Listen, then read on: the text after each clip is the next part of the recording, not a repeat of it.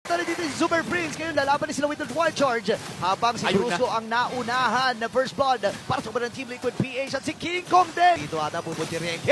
Penalty zone ay nagamit na kasabay pa ni Sipa si King Kong. Ay masisecure yung pagong na iyon flicker pero nauntog itong si Brusco. Kaya lang yung bagyo ay naroon. Free Ayun hitting na. sa may madalikuran. Kelra? Tatakas with a flicker.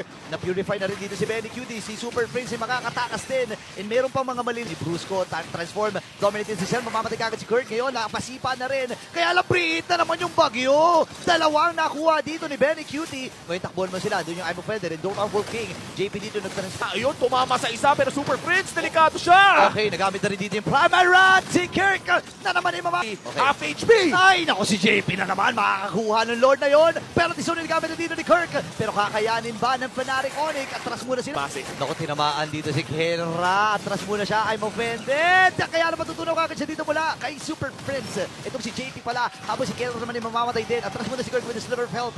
Habang napatepe sa blade na rin. Dito si King Kong. Buhay pa yung Lord. Buhay pa yung Lord. Naku po, nagbe-base lock yung Lord. Nagbe-base lock yung Lord.